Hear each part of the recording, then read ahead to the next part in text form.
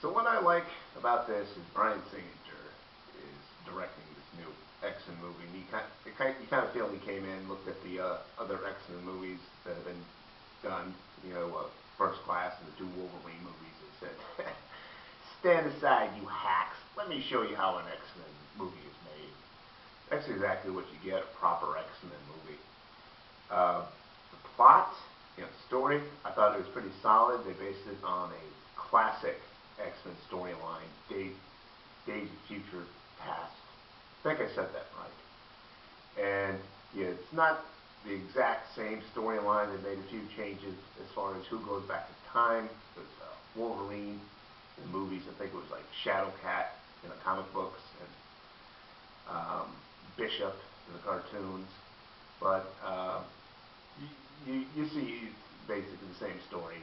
The future's all horrible. The Sentinels are killing everyone, not just the mutants, but the humans who help them, who have the recessive mutant genes in them. So they want to go back and stop this assassination from happening. And they send Wolverine it's not back in time, like Back in the Future, going back in time, but like Quantum Leap, where his mind goes into his old body. And it's set in the 1970s, so it's pretty, got some 1970s stuff. The acting, well, it's a lot of people just redoing the same roles.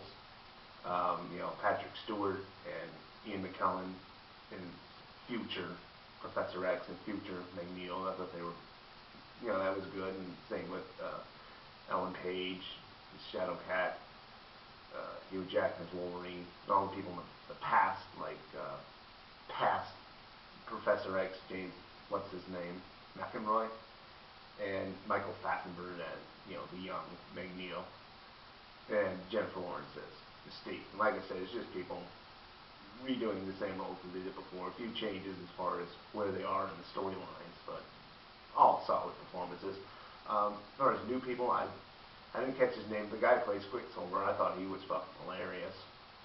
Not a lot of action. If you're going to the X-Men movie to see a lot of action, you don't get into that. And I think that comes from the only real problem with this movie is they don't have a solid antagonist.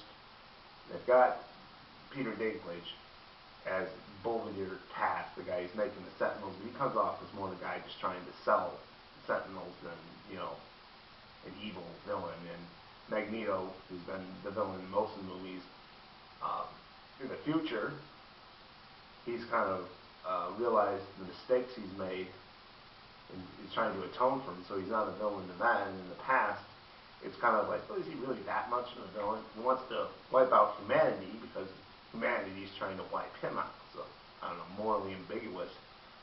But I don't think it was supposed to be a big action film. It was supposed to be telling a good story, and that's what it does.